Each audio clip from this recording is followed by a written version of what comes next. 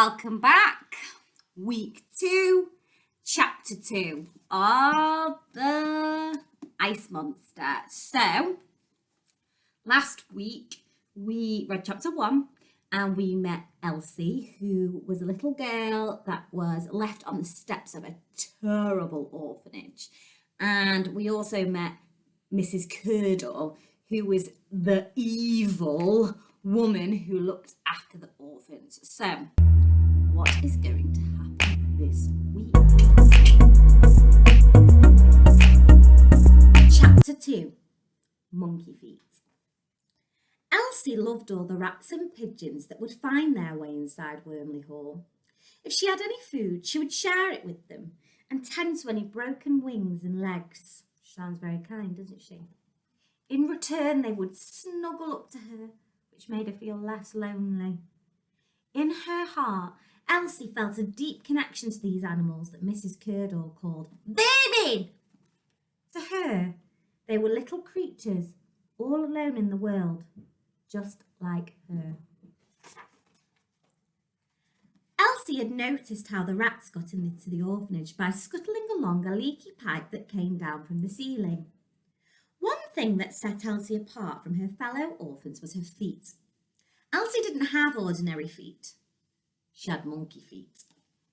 The advantage of having long, thick toes that could grip like fingers was that it made it climbing easy peasy. So one night, when everyone was asleep, Elsie scaled the pipe to see where the rats scrambled in. Just as she thought, there was a small rat-sized hole at the top of the wall. After that, every night after candles out, Elsie scaled the pipe using her monkey feet. Once at the top, she would scrape away at the brickwork with her fingernails.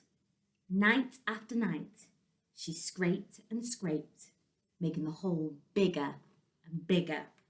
Scratch, scratch, scratch.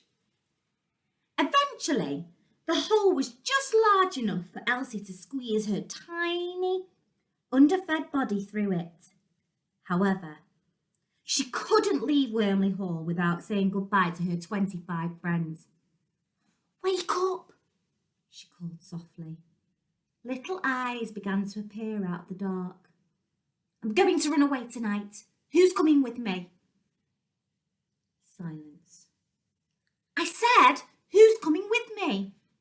There were murmurs of, "I'm too scared," and "Kill us," and "They'll catch us and beat us to death." The littlest little one of the lot was named Nancy. She looked up to Elsie like she was a big sister. Nancy whispered, "Where are you going?" "I don't know," replied the girl. "Anywhere but here." "Please don't forget about us." "Never." "Promise?" "I promise," said Elsie. "I'll see you again one day. I know it." "I'm going to miss your stories," said another orphan, Felix. "Me too," added Percival. "Next time I see you, I'll tell you the greatest story of all." "Good luck, Elsie," said Nancy. "You'll always be in here," replied Elsie, patting her chest. The girl gave one last shimmy up the pipe with her monkey feet. She squeezed herself through the hole in the wall, and with one final wiggle, she was gone. So, that was the end of chapter 2. I have a little challenge for you. I was wondering if you would draw a picture of what you think Elsie looks like. Remembering that she's probably really skinny because she's underfed, that she is really dirty because she's not cleaned, and when she is, she's cleaned with maggots. That's not very clean, is it?